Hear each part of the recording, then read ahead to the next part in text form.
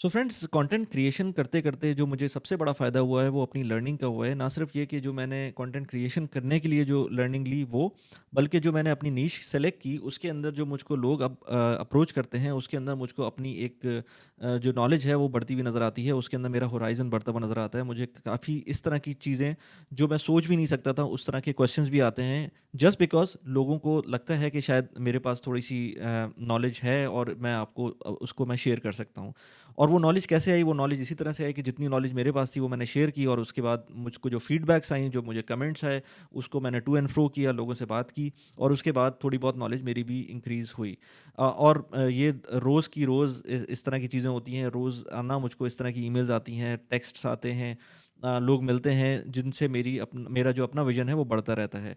आज भी मैं इसी तरह की एक वीडियो पे लेकर आया हूँ। उसके अंदर मैंने एक क्वेश्चन आंसर का जो सेशन था, इससे पहले भी मैंने मल्टीपल किए मैं। उसके अंदर जो अच्छी ईमेल मुझको लगती है, उसको मैं इंक्लूड करता हूँ इस सेशन के लिए, क्योंकि ईमेल्स तो बहुत सारी आती हैं, लेकिन जो प्रॉपर्ली ड्राफ्टेड ईमेल्स होती हैं और जो थोड़ा-सा इंटरेस्टिंग भी हो, वो पढ़ने में मज़ा भी आता है, और उसके उसके ऊपर वीडियोज़ बनाने में भी लोगों का फ़ायदा होता है। आज जो ईमेल आई है, वो चाइना से आई है। इस तरह की ईमेल मेरे पास नहीं आई आज तक, क्योंकि चाइना की व्यूवरशिप तो है, मुझे पता है, क्योंकि लोग मुझको email, LinkedIn, by the way LinkedIn के ऊपर मुझे ज़रूर फॉलो करें। 5000 फॉलोअर्स हो गए वहाँ पर, और वहाँ वहाँ पर मैं जो इंस्टेंटली मुझको जो चीज़ें मिल रही होती हैं वो मैं अपलोड कर देता हूँ। अब जैसे ये जो वीडियो होगी, ये मैं 10th ऑफ अक्टूबर को बना रहा हूँ। आई डोंट नो कि ये कब अपलोड होती है, लेकिन लिंक्डइन के ऊपर मैं सारी चीज़ें अपडेट होती है, और दिन के दिन जो जो चीज़ें हो रही होती हैं वो मैं वहाँ पर उसको अपडेट कर देता हूँ। तो आप वहाँ पर मुझको फॉलो कर सकते हैं, और लिंक्डइन पे अगर आप नहीं हैं तो बहुत ज़्यादा मिस आउट कर रहे हैं चीज़ों को, क्योंकि लिंक्डइन एक बहुत ज़बरदस्त टूल है आपकी अपनी पर्सनल ब्रांडिंग को बिल्टअप करने के लिए। खैर, आज जिस ईमेल की हम बात कर रहे हैं वो आई है चाइना से, और चाइना से जो ईमेल आई है उसके अंदर जो एक्सपर्ट हैं जो चाइना में रहते हैं, उन्होंने कुछ चीज़ें बताई हैं। प्लस ये कि कुछ चीज़ें डिस्कस करने के लिए उन्होंने कहा कि हम थोड़ा सा अगर ओवरऑल डिस्कस करेंगे तो शायद लोग जब कमेंट करते हैं, जब मैं थोड़ा सा अपना जो भी मुझे मेरे पास एक्सपीरियंस है मैं उसके बारे में बात करता हूँ, तो शायद उसमें थोड़ा सा उनको फ़ायदा हो। सो ईमेल कुछ इस तरह से है कि for privacy reason please hide the text that is underlined. तो ईमेल के अंदर उन्होंने शुरू में ही बता दिया कि जो अंडरलाइन कर दिया हो चीज़ वो आप हाइड कर दें। That is very good, because उससे मुझको आइडिया हो गया कि अब मुझे क्या चीज़ पढ़नी है, क्या चीज़ नहीं। अदरवाइज़ मुझको खुद फाइंड आउट करना पड़ता था कि क्या चीज़ें मुझको हाइड करनी है, क्योंकि प्राइवेसी ऑफ कोर्स बहुत इंपॉर्टेंट है। खैर, इसमें है कि इंट्रोडक्शन दे दिया उन्होंने। हाय वली भाई, hope you are doing well. Firstly, I want to thank you for creating such valuable content and knowledge sharing. Keep up the good work. On your channel, you have interviewed and talked about people from countries like US, UK, Canada, Europe, Middle East, but never someone from mainland China. So in this email, I want to give you some insight into expat finances in China and also get your advice on some questions I have for myself. This will be an interesting read for your general audience and pretty helpful for those based in China. अब मुझे नहीं पता China से कितने लोग देख रहे हैं, लेकिन जो मुझे फीडबैक आती है खासतौर पे लिंक्डइन से, उससे मुझे पता चलता है कि कुछ लोग हैं वहाँ पर। Overview of China. China is the most safe, clean and developed country I have ever been to and have heard of. So far, I have been to US and UAE and I have colleagues from Europe. Especially the east side of the country has super developed infrastructure and technology, and technologically very advanced. Expat salaries, including all benefits in Shanghai, are 12,000 RMB to 25,000 RMB, which is equivalent to 17,000 USD to 3,500 USD for fresher or 1 to 2 years of experience. Which is not bad I believe, क्योंकि अगर मैं UAE की बात करूँ तो UAE के अंदर भी जो फ्रेश लोगों को जो पैसे मिलते हैं वो इतने मिलना थोड़ा सा मुश्किल हो सकता है। 1 से 2 साल की एक्सपीरियंस की बात कर रहा हूँ मैं। Expert salaries including all benefits in Shanghai. अच्छा, ये तो हो गया। Average expense for a well above average lifestyle family of two house rent जो बता रहे हैं वो 2500 टू 5000 RMB है, जो कि तकरीबन कोई 350 से 700 USD का बनता है। फूड जो है वो 1000 टू 2000 RMB है, जो कि 150 से 300 USD बनती है। यूटिलिटीज़ एंड कम्यूट 500 RMB, जो कि 80 USD बनता है। और बाकी छोटे मोटे एक्सपेंसेस मिला लें तो तकरीबन 150 से 300 USD बनता है। तो टोटल जो बता रहे हैं ये, वो जो एक्सपेंस आ रहा है वो 7000 टू 10,000 RMB का आ रहा है फैमिली ऑफ टू का, जिसके अंदर जो USD में बनता है वो तकरीबन कोई 1500 USD बनता है। पर्सनल डिटेल्स बताते हैं कि I am currently did my उन्होंने अपनी एजुकेशन जो बताई थी वो मैंने हाइड कर दी and then came to Shanghai for a master's degree. Graduated in वो जो ईयर था वो हटा दिया and since then I am currently working as a product development engineer. वो जो कंपनी का नाम था वो भी हटा दिया। कंपनी अच्छी कंपनी थी जो कि एक मल्टीनेशनल है, यूके की मल्टीनेशनल है, at a Shanghai factory and have been in this role recently got a promotion as well and may after main cuts in medical insurance, retirement plan, income tax, house rent, I am getting net salary of 13,000 RMB per month। अच्छा ये बनती है 18,000 USD, 18,000 USD। it was तकरीबन 1500 USD before, sorry 1800 USD which was 1500 USD before। so अभी जो इनकी salary है वो 18,000 USD है और पहले जो थी वो 1500 USD थी बिफोर द प्रमोशन। तो इस वक्त की हम बात करेंगे तो हम इसको कंसिडर करते हैं 1800 USD को। After all expenses food and food plus other I can save about 8,000 RMB per month, जो कि 1100 USD बनता है। 60 to 70% of the net salary he can save. I am married with no children. My wife has is also continuing her graduate degree here in Shanghai. उन्होंने university का नाम लिया था। Most probably she can also find work in Shanghai after graduation and earn around 10,000 to 15,000 RMB per month। यानी कि उनकी wife जब graduate कर लेंगी तो उनको 15,000 के करीब उनकी भी सैलरी हो सकती है। एसेट एलोकेशन की बात करें तो I have built some assets over past 2 to 3 years and below is a breakdown of those assets. Cash की बात करें तो कैश इनके पास है 60 लाख PKR, जो कि 22,000 USD बनता है। ये सारा का सारा इस वक्त चाइनीज़ बैंक के अंदर रखा हुआ है उनके पास। Anyways the bank interest rates is very low 2 to 3% and I would only invest in Islamic option and there are none here. तो ये जो काफ़ी बड़ी अमाउंट है आपके पोर्टफोलियो के हिसाब से 22,000 USD, ये आपके पास अभी ऐसी लाई डाउन कर रही है और उसको आपने कहीं यूज़ नहीं किया हुआ। इसके बारे में बात करते हैं। फिक्स डिपॉजिट्स जो कि तकरीबन 3,600 हैं, invested in Pakistan banks at around 15 to 16% per year with automatic profit roll over, no plan of cashing out. अब ये भी आपके पास एज सच कोई I don't know, this is also something which you can optimise. Stocks का जो है वो 700 USD के invested in PSX around 10 companies. Currently overall portfolio is in the loss of 5,000 PKR। However I am not worried as I invested here for the long run 5 to 10 years। plan is to keep investing around 50,000 PKR per month, using the concept of dollar cost averaging। investing in Chinese stock market is not possible as an expert। अच्छा ये मुझे नहीं पता था कि Chinese stock market में आप invest नहीं कर सकते, ऑल्दो कि चाइनीज़ स्टॉक मार्केट के अंदर आप थ्रू MSCI इंडेक्स, अगर आप ETFs के थ्रू इंडेक्स इन्वेस्ट करना चाहें तो आप कर सकते हैं। उसके लिए मैं आगे आपसे एक क्वेश्चन पूछूंगा जो कि आपको बताना होगा। भले आपको खुद अपने ईमेल में मुझे बता दें या फिर आप कमेंट्स में लिख के कोई और बता दें मुझे कि चाइना से आप US की स्टॉक मार्केट में इन्वेस्ट कर सकते हैं कि नहीं कर सकते हैं। ठीक है, चाइना की स्टॉक मार्केट में आप नहीं कर सकते, लेकिन अगर US की स्टॉक मार्केट में कर सकते हैं तो वहाँ पर आपको ETFs मिल सकते हैं जिनके थ्रू आप चाइना में इन्वेस्ट कर सकते हैं। अच्छा, बॉन्ड्स जो है 1100 USD के invested in Naya Pakistan certificate rupee account at 21% per year. Plan is to further invest around 5,000 USD in IMPC dollar account at 9% per year by 24 and.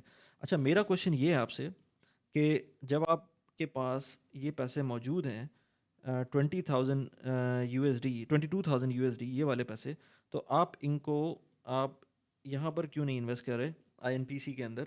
क्योंकि ठीक है, थोड़ा सा इमरजेंसी फंड आपके पास चाइना में होना चाहिए, लेकिन ये अमाउंट तो आप डायरेक्ट इन्वेस्ट कर सकते हैं और अच्छा खासा आपको रिटर्न मिल सकता है।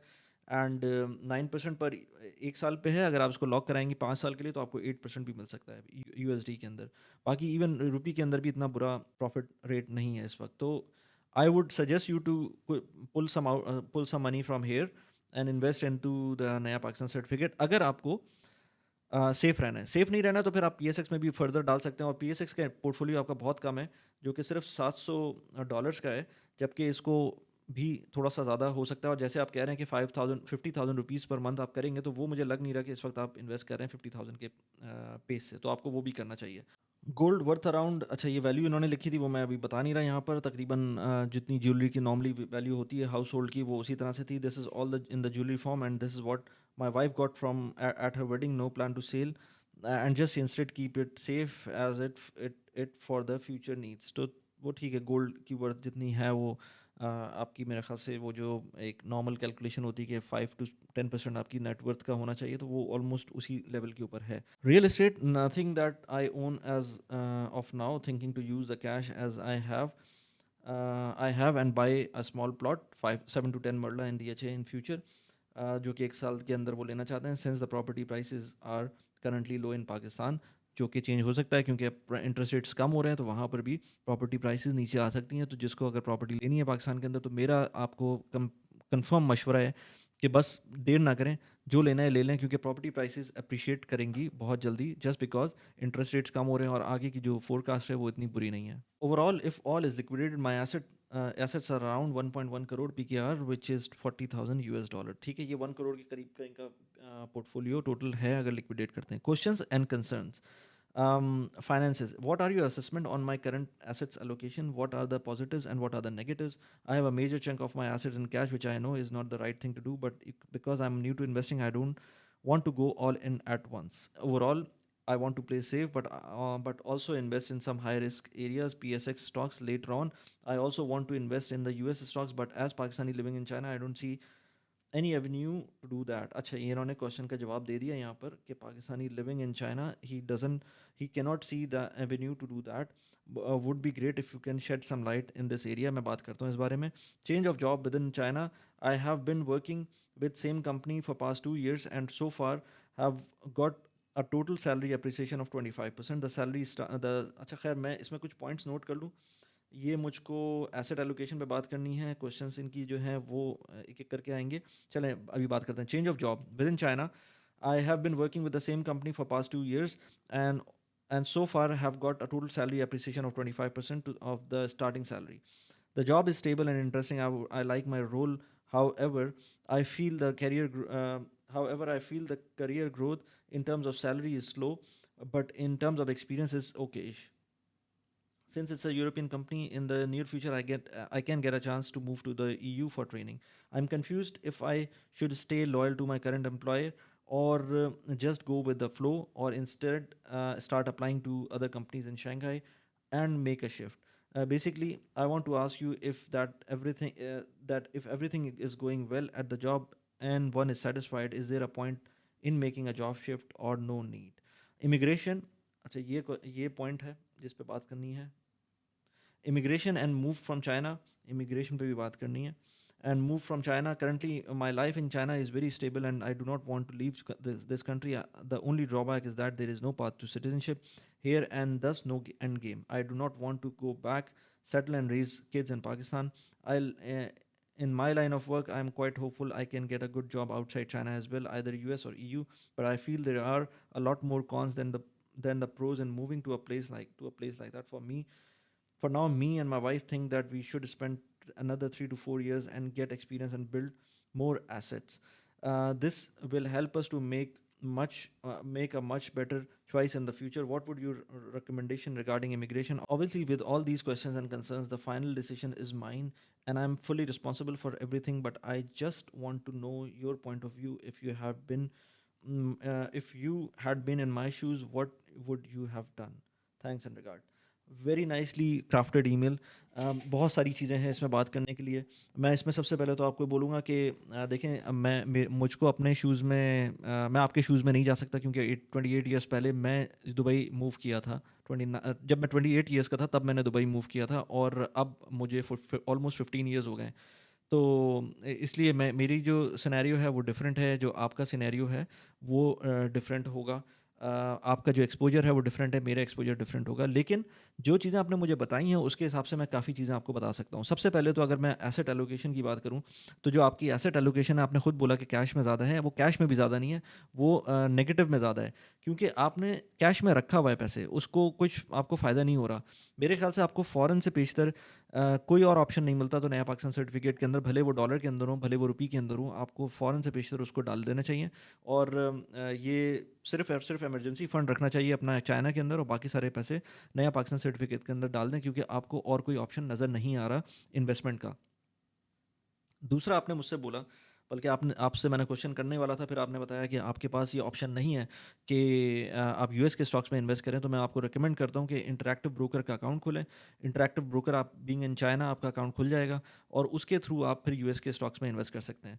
इंटरैक्टिव ब्रोकर के अंदर आप अपने अकाउंट को चाइना से भी फंड कर सकते हैं, और मेरे ख्याल से रोशन डिजिटल अकाउंट में जब आप यूएसडी में अकाउंट खोलेंगे तो उसके थ्रू भी फंड कर सकते हैं। उसकी फ़ीस होती है हर दफ़ा फ़ंड करने की, जो कि बैंक के थ्रू चार्ज होगी, तकरीबन $40-50 लग सकते हैं। ये आपको रूट खुद देखना पड़ेगा कि कौन सा रूट आपको अच्छा पड़ रहा होगा इंटरैक्टिव ब्रोकर को फंड करने के लिए। लेकिन मेरे ख्याल से बहुत अच्छा जो प्लेटफॉर्म है वो इंटरैक्टिव ब्रोकर है यूएस के लिए, आपके लिए, जो कि फॉर द लॉन्गेस्ट टाइम आपके साथ चल सकता है। चाहे आप चाइना में हो, चाहे इवन पाकिस्तान के अंदर, पाकिस्तान में रहते हुए शायद फंड ना कर सकें, लेकिन आप कहीं और जाएंगे तो आप फंड कर सकते हैं उस अकाउंट को। Being an overseas Pakistani, Roshan digital account is an absolutely no brainer कि अगर कोई अकाउंट ना खोले उसके अंदर, क्योंकि उसमें बहुत ज़्यादा फ़ायदे हैं। मैंने खुद इसमें इतने फ़ायदे उठाए हैं रोशन डिजिटल अकाउंट से कि मैं आपको कुछ चीज़ें तो मैं बता भी नहीं सकता ऑन ऑन कैमरा, लेकिन बहुत फ़ायदा है उसका। जो आपका portfolio, as I said before, कि आपको स्लोली एंड ग्रेजुअली स्टॉक्स में इन्वेस्ट करना चाहिए, थोड़ा थोड़ा करके। जैसे आपने 50,000 रुपये पाकिस्तानी बोले तो बिल्कुल सही है, आप उतने पैसे डालें स्टॉक्स के अंदर पाकिस्तान के। उसके अलावा जो यूएसडी के स्टॉक्स हैं वो भी आप एक वे फाइंड आउट करें इंटरैक्टिव ब्रोकर का। I am again suggesting you कि उसके थ्रू करें। लिंक मैंने वैसे डिस्क्रिप्शन में डाल दिया है, उसके थ्रू आप अपना अकाउंट खोल सकते हैं।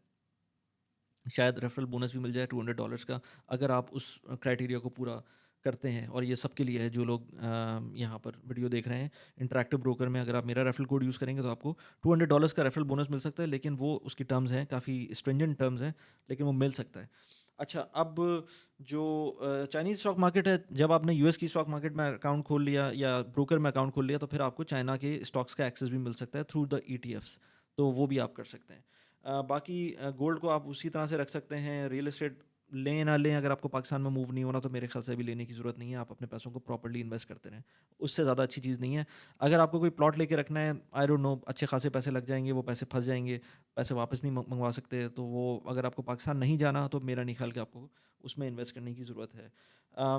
अच्छा, अब बात करें आपके फाइनेंसेस, करंट एलोकेशन, वो मैंने बता दिया आपको कि इस तरह से आप कर सकते हैं। आप सेफ़ रखना चाहते हैं अपने आप को, बिल्कुल आई एग्री कि आप शुरू में बिल्कुल आप सेफ़ रहें, अपने आप को सेफ़ रखें, लेकिन पाकिस्तान स्टॉक जो नया पाकिस्तान सर्टिफिकेट है वो भी बिल्कुल सेफ़ है, उसमें कोई प्रॉब्लम नहीं है। मैं तो for the longest time I am telling everybody कि जो है ना, वहाँ पर कोई प्रॉब्लम नहीं है। आज से नहीं, पिछले 1 साल, 2 साल, 3 साल जब से मैं वीडियोज़ बना रहा हूँ, मैं हमेशा बोलता था कि नया पाकिस्तान सर्टिफिकेट में कोई प्रॉब्लम नहीं है, रोशन डिजिटल अकाउंट में कोई प्रॉब्लम नहीं है। जिन्होंने अपने पैसे निकलवाए हैं उन्होंने कम्प्लीटली नुकसान लिया है खुद अपने ऊपर। तो अब इसमें आपकी, आप कहते रहें गवर्नमेंट ऐसी गवर्नमेंट वैसी, लेकिन भाई पर्सनल फाइनेंस, अपनी पर्सनल वेलबींग, फैमिली का फ़ायदा, अपना फ़ायदा ज़्यादा ऊपर होना चाहिए कंपेयर टू आप किसी कल्ट के पीछे भागें। मैं इस चीज़ का हमेशा से एक प्रोपोनेंट रहा हूँ कि आप अपने जो आपके अपने फैमिली के जो जो बेनिफिट्स हैं या जो फ़ायदे हैं वो पहले देखते हैं, कंपेयर टू लेट्स से आप ये कहें कि यार उस बंदे को मैं पसंद करता हूँ तो उसको गवर्नमेंट में होना चाहिए, वरना मैं पाकिस्तान से पैसे निकाल लूँगा, सो एंड सो फोर्थ। बेकार की बातें ये। सो जो इन्वेस्टमेंट्स होती हैं, अगर आप उसके अंदर अपनी जो इमोशंस होते हैं उनको निकाल दें, तो आपसे बेहतर कोई अच्छा इन्वेस्टर हो नहीं सकता। तो इमोशंस को अलग करें, खुद इन्वेस्टर एज एन इन्वेस्टर देखें कि आपका फ़ायदा कहाँ पर है।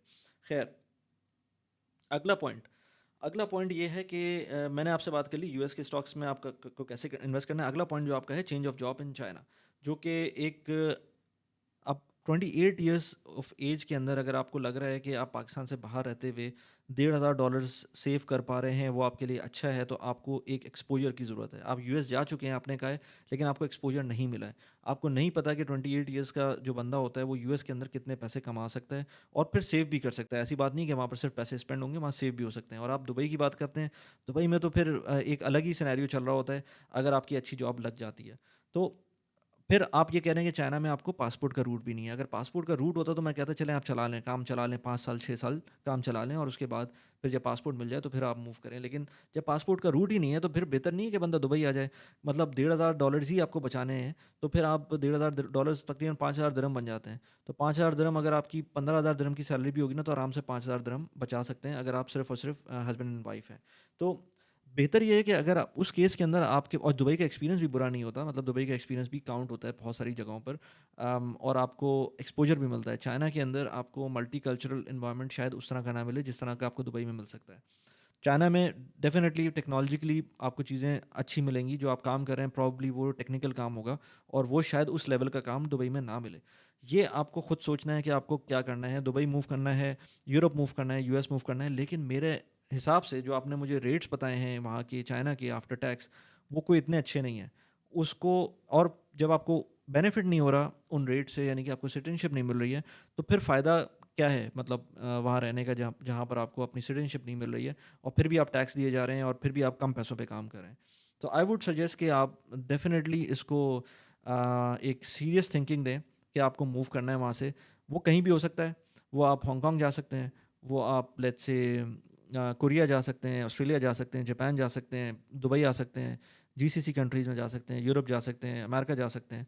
बेस्ट केस सिनेरियो तो अमेरिका है, उससे अच्छी जगह नहीं है अगर आपको ग्रो करना है, पैसे बनाने हैं और अपनी ग्रोथ देखनी है। लेकिन यूएई भी बुरा नहीं है और जगहें भी बुरी नहीं हैं। जो पैसे आप बता रहे हैं इसके अंदर मुझको, वो पैसे सही नहीं हैं। उससे बहुत बेहतर आपको मिल सकते हैं being a graduate, being a master's degree holder. जो और दूसरी आपने बात की कि जब सब कुछ सही चल रहा है, अच्छी जॉब चल रही है, तो फिर मुझे क्या ज़रूरत है चेंज करने का? तो भाई करने की ज़रूरत होती है। You you have to find out yourself आप क्या कर सकते हैं। और फिर ये भी नहीं कि आप बहुत अच्छी जॉब कर रहे हैं, आप कह रहे हैं ओके-इश है आपका एक्सपीरियंस, तो वो भी कोई इतनी अच्छी चीज़ नहीं है। तो आप I think you must find out something perhaps out of China अगर यही रेट्स मिलते हैं। अच्छा, इमिग्रेशन की बात करें तो इमिग्रेशन अगेन वही बात कर रहे हैं आप, China is very stable and I don't want to leave this country.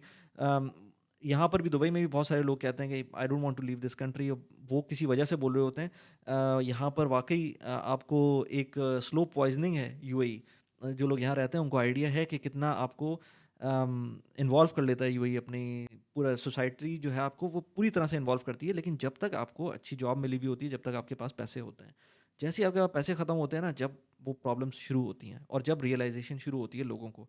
तो इसलिए ये जो रियलाइज़ेशन है आपको चाइना में रहने की, वो इस वक्त तो अच्छी है, लेकिन जब बच्चे हो जाएंगे वो उनकी एजुकेशन होगी, वो चाइनीज़ में होगी और वो सारी चीज़ें होंगी, तो फिर आपको शायद एक रियलाइज़ेशन हो मूव करने की। मैंने बहुत सारे लोगों को हांगकांग, चाइना, सिंगापुर ऐसी जगहों से मूव करते हुए देखा है, जस्ट बिकॉज़ 10 साल बाद, 15 साल बाद और इवन साउथ अफ्रीका से 10 साल बाद, 15 साल बाद मुझको वो कहते हैं कि भाई पासपोर्ट नहीं मिल रहा, या साउथ अफ्रीका वाले तो कहते हैं कि यार पासपोर्ट मिल भी रहा है तो हमें लेना ही नहीं है। वो पाकिस्तानी पासपोर्ट पे राज़ी हैं compare to South African passport. तो इसलिए ये रियलाइज़ेशन पहले हो जानी चाहिए। आपकी एज बहुत कम है, 28 ईयर्स के अंदर बहुत सारा एक्सपोज़र नहीं मिलता। मैं सजेस्ट ये करूँगा आपको कि आप ज़रा घूमें और जब आप ट्रैवल कर रहे हो ना, तो ट्राई करें कि लेट्स से दुबई जा रहे हो तो किसी के घर में जाके मिलें, उन लोगों से बात करें, उन लोगों की ट्राई करें कि आइडिया लें कि वहाँ पर इनकम क्या हो सकती है, पहले रिसर्च करके जाएँ। इसी तरह से यूरोप जा रहे हो तो लोगों से मिलें। मैं ये नहीं कह रहा कि लोगों के घर में रुकें, क्योंकि वो आई वुड से कि वो लोग पसंद नहीं करते अक्सर कि उनके घर पे रुका जाए। लेकिन अगर किसी के घर पे रुक सकते हैं तो नथिंग लाइक इट। जब मैं अगर ट्रैवल करता हूँ और अगर किसी के घर पे रुकने का मौका मिल जाता है मुझको अपने दोस्तों में, फैमिलीज़ में, तो मुझे उसमें बहुत अच्छा एक्सपीरियंस मिलता है, मेरे बच्चों को भी बहुत अच्छा एक्सपीरियंस मिलता है। होटल में रहना एक अलग चीज़ होती है, घर किसी के घर में रहना एक अलग चीज़ होती है। मैं अगेन ये नहीं कहता कि किसी के घर पे जाके रह जाएँ, लेकिन अगर एक दिन भी आप गुज़ार लेंगे ना किसी के घर का, तो आपको एक एक डिफरेंट पर्सपेक्टिव मिलेगा उस मुल्क का, जो कि होटल में रह के नहीं मिल सकता। तो ये ट्राई करें कि ट्रैवल करें और अगर किसी के घर पे रह नहीं रहे तो कम से कम उनसे मिलें, उनसे आइडिया लें कि उन वो जो वहाँ पर रह रहे हैं लोग हैं उनका सिचुएशन क्या है, वहाँ पर ज़रा सर्च करें कि सैलरी लेवल्स क्या हैं। मैं आपको एक एग्जांपल देता हूँ, 28 ईयर्स की एज के अंदर जो आप मुझे बता रहे हैं ये जो सैलरी लेवल है, जो आप $1,500 सेव कर रहे हैं, आज से 15 साल पहले मैं जब यहाँ यूएई आया था तो मेरी $6,000 सैलरी थी, बल्कि थोड़ी सी ज़्यादा। और उसके अंदर आराम से मैं उस टाइम पर हाउसिंग क्रैश भी हुआ था यहाँ पर, तो मैं आराम से फैमिली के साथ रहते हुए ऑलमोस्ट कोई $4,000 तो सेव कर लेता था। तो आप यहाँ कह रहे हैं कि $1,500 सेव कर पा रहे हैं, तो सेम एज के अंदर मैं आपको एक आइडिया दे रहा हूँ 15 साल पहले क्या हो रहा था। दुबई के हालात कोई बहुत अच्छे नहीं हुए हैं। 28 साल की एज में हो सकता है अभी भी लोग $6,000 $7,000 या इवन इससे कम पे आ रहे हों और आते हैं। लेकिन at the same time China के अंदर जो आप कह रहे हैं, जिस तरह की जो प्रोफाइल में आप हैं, उस प्रोफाइल के अंदर अगर आप यहाँ पर आते हैं उसी रेंज की आपको सैलरी मिल सकती है। वो सोचें। प्लस ये कि यूरोप के अंदर सैलरी अच्छी नहीं मिलती, कम से कम पासपोर्ट का रूट है। यूएस के अंदर सैलरी भी अच्छी मिलती है, पासपोर्ट का रूट भी मिलता है आपको।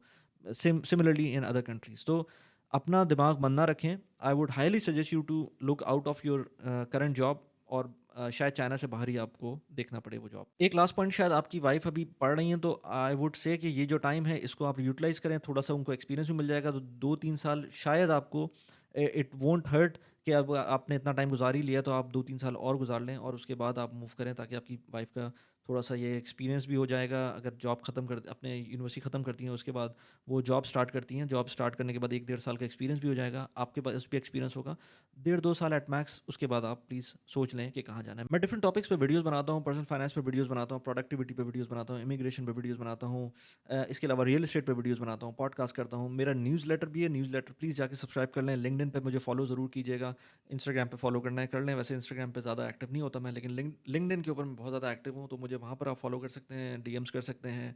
लिंक्डइन वैसे ही बहुत अच्छा प्लेटफॉर्म है। आई would highly recommend you as well, जिन्होंने मुझे ईमेल की थी, कि आप भी लिंक्डइन के ऊपर ज़रा एक्टिव हो जाएँ, वहाँ पर जाकर ज़रा नेटवर्किंग करें, देखें कि क्या हो रहा है।